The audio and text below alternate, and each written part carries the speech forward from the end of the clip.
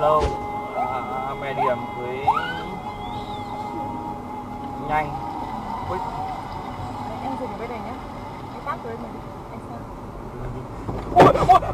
Ôi có xe. Ôi khổ thương nó. Kinh đấy. Gì thế mẹ? Con ngồi xuống đi, ngồi xuống. Hai chị em ngồi xuống. Con vừa lấy gì thế mẹ? Không có gì con ngồi xuống đi. Ơi gì đấy mẹ? Không có gì, con ngồi xuống. Em đi đi. Sao mà có một cái ô tô một phát dậy kia không?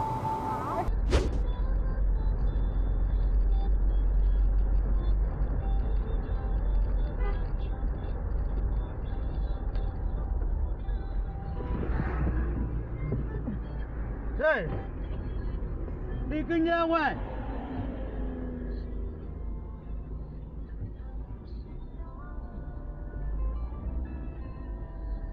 Chốc về ta đưa lên mạng.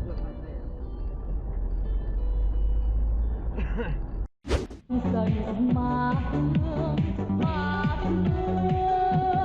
ta lại đi khắp mọi nẻo đường, mang câu ca và tình yêu thắm đường. Khi chờ gió mình vẫn ấm bởi thân rồi, cùng chỉ để thương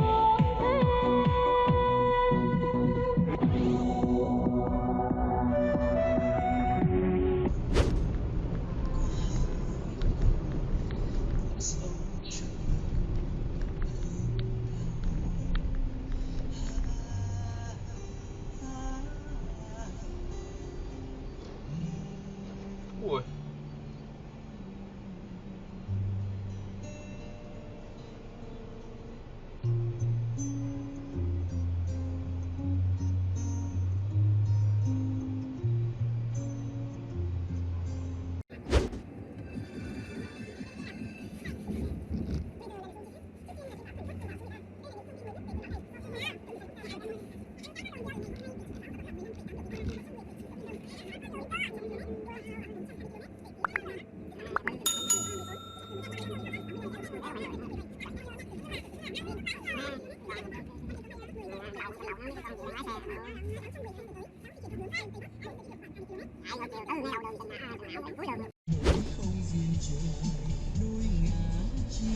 Mày ơi.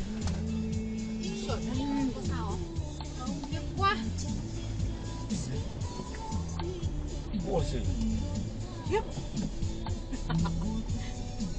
Nó lách lên nó vượt luôn. Nó lách nó vượt. Mày về ông lại cho mày lên ô tô phạt.